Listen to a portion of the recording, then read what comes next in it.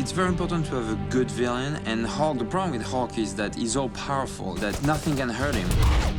You can shoot him with anything, he won't die. So Hulk versus the army becomes all quite fast.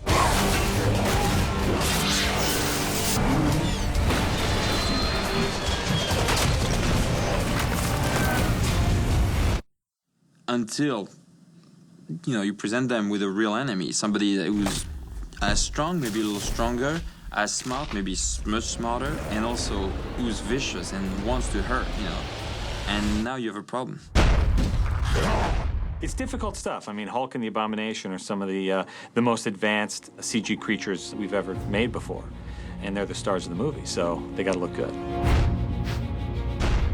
That is a huge challenge because the first 95% of that is technical and very difficult, but the last 5% is near impossible.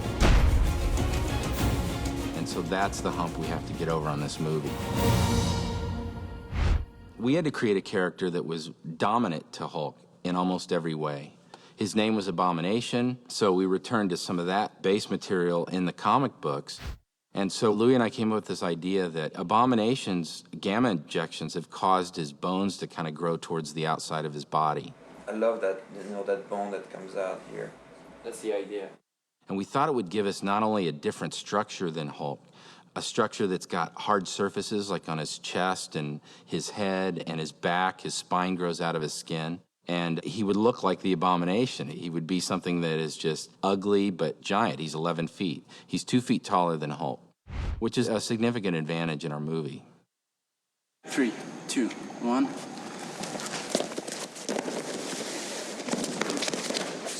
Yeah! The motion capture has really allowed us to bring a very organic, human type of animation to our characters very quickly. That was nice. Yeah. That stop, huh? That interactivity is crucial to us. We found that when he jumps and he throws his arms forward and up like this, it feels too much like the Hulk. Yeah. And where this is, he's bringing his arms elbows up. What I wanted to do was really create two characters that had their own signature, that each stood out as individuals. Yeah! That weren't just two big hulky guys fighting. That's it! Whoa! That's it! That was nice. The way they move, the way they act, the way they fight is character-driven. Abomination will just change directions and just... Yeah, he has the ability to put himself through the concrete, through the glass, and there's no grace to that aspect of it. So we're trying to work out choreography, and because the characters are so different, we're looking for different textures in the character, not only in timing, but also how is Hulk different from Abomination? Boom. Yeah, exactly. Good. And then watch out for pivoting. Hulk's gonna pivot. Your step. Yeah. You're a boom, boom. To break it down into its simplest of terms, the Hulk is a steel ball, and the Abomination is a cubic triangle. How does a steel ball fight a cubic triangle? When we were talking about doing the movement stuff, my thing was lock, load, and fire. Like, he can spring, he can go so fast and so quickly. Because he can go in any direction at any time. Yeah, he doesn't have to like wind up like the Hulk would. He's special ops guy. Right. It's like a new being, a new creature, a new version of human. 2, 1. I think if I lose Tim, if we lose a little bit of the hollow, let's keep him upright. The great thing about having Tim here is he's going to be Bolonsky in the film, so we want to try and get some of the elements that Tim brings to Bolonsky into Abomination. So it's absolutely crucial that Tim be here to be able to see what we're doing, to be able to give us input, to be able to marry those two characters together, the characters of Bolonsky and Abomination. But not looking for your descent, not looking for your landing. That's the shouldn't be packaged. You're just like, and that's so fucking waiting for your landing. That's so cool for you. That's so cool for Blonsky. Yeah, he's so like that. In contrast to the way that the Hulk moves, I think my character is more spiky and harsh, and also shark-like at times. It's like, if he hovers, like, and then he turns. If he's looking at you, if he's walking down and he turns and look, you're dead.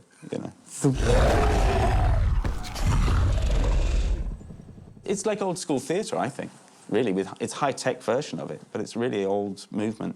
It's like back to the early days of theatre, really. 3, 2, 1. And you get to get angry and fight and roll around and throw things. I mean, it's pretty cool.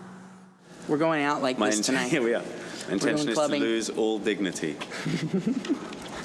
That's why I signed on to this movie. It's kind of the actor's chance to speak to the sort of animation guys. There we go. There we go. It's kind of ridiculous, as you can see, but yeah, it's fun. It's extraordinarily embarrassing, and you feel utterly ridiculous. But what they had it with these big monitors up, and then as you were moving, you saw a rough sketch of your character. Yes! That was killer. Then you rear up and go the other way. He's like, put me in the suit, mate. Come on, let's go. You know, he just likes to get in there and get in the trenches and go for it. And that's the great thing about him. Well, you're at an angle, and then you increase the angle.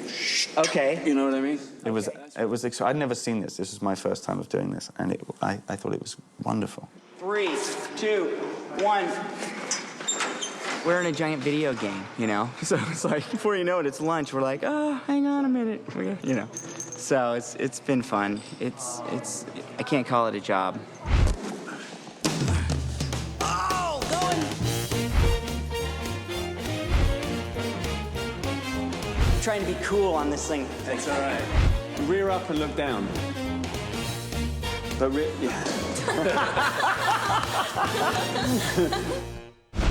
It was really important to get not typically, Abomination is not going to look like Tim Roth, and Hulk's not going to look like Edward Norton, but just sometimes they move, sometimes they do something, sometimes, Abomination moves like this, that will remind you of Tim Roth or Emil Blonsky, the character he plays in the movie. Ready, and action. Right. We're going to see a lot of Tim in there. We're going to see a lot of Tim's eyes and a lot of Tim's mouth. So we're really going to bring his look and that sort of cheeky attitude he's got as Blonsky into Abomination. Good. Let's try it. It's good. It's a very strange thing to do. Yeah. How'd it go? Yeah, it's starting to feel like home in here. A little scary. No, this is home for us. And that's the beautiful thing about the motion capture is that it gives the animators a really solid base to work from, and it gives them sort of a soul, a little spark of reality, of something that's come from something organic. Yeah. The stride has to be big. That's key, yeah. I mean, now that I see what you're doing, I understand. Yeah. I thought you were You can't, but it's very hard. You can't. having tea and talking about, Yeah. Well, we did that too. he's more of a triangle and he's more of a ball. Yeah. When Terry watches the film, he'll be sitting at home and going, you know what? I remember doing that action, and I remember doing this action. It's never used on a frame-by-frame basis. It's always taken by our animators. And the animators import it into their file, and then they use what works. And what doesn't work, they reinvent. If you can start from realistic motion and work from that, that's where you want to be. Rather than spending weeks and weeks and weeks just getting to that point, it's great to be able to start from there. The motion capture really gave us that basis in human physiology that I don't think we would have been able to achieve so quickly otherwise. Any last words? And then from there, it was weeks of really polishing, making it superhero-style motions, making it really fit each plate and fit the story. With Hulk, you can take a human and you can use them as reference. For Abomination, you can only do that to a certain extent, and then you've got to go off into, crazy land. Crazy land. One of the benefits was that all of our technology that we're developing for Hulk, we knew we were going to be able to use on Abomination. But one of the major things that they told us was Abomination's this guy who's like exploded out of his skin and his bones and muscles are like visible. And at that point, we're like, oh God, what are we going to do now? There were certain parts of Abomination that were actually harder to figure out than Hulk because of the exposed bone. The spine was a very difficult thing that we had to tackle, the way that it flares out and the way that it compresses, and also the clavicles being exposed and the hips being exposed. So there's the pre-animation stage where we kind of build the theoretical model of what we think is going to work. Then we go in and we give the texturing for the color. We actually do another pass of displacement that kind of gives all the veins and the ripped muscle qualities. After that, then we have the blood flow into the muscles. He always has a heartbeat, so you actually see the blood going through his veins at all times. Everybody who works on the movie puts their own little spin on it. All the artists, they're part of the character. It's a lot of fun that way. I mean, they're so proud of it when they're done.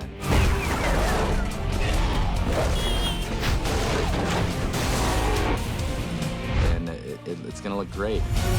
Is that all you've got?